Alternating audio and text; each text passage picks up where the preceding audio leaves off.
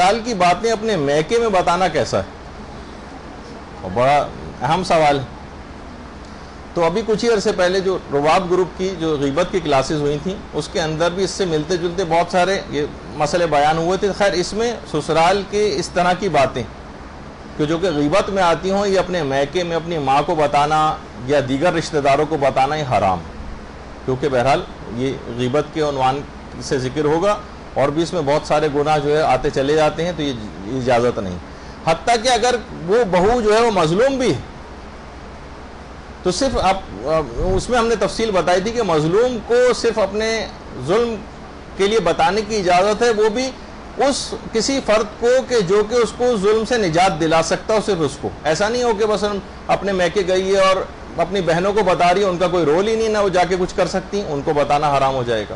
یا یہ بھی سوال پوچھا گیا باقاعدہ علماء سے کہ جو مظلوم کا جو دوست ہوتا ہے کیا وہ اس ظالم کی غیبت کر سکتا ہے کہ اس نے اس کے دوست کے اوپر ظلم کیا جبکہ اس کا حق بھی نہ دلا سکتا ہو؟ تو بہرحال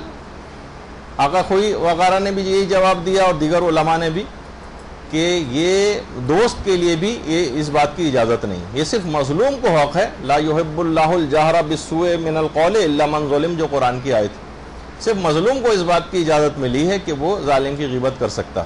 لیکن اور اس کے دیگر رشتہ دار مثلا آپس میں گروپ ڈسکشن شروع ہو جاتے ہیں، جو میکے میں جا کر باتیں بتائی جاتی ہیں، تو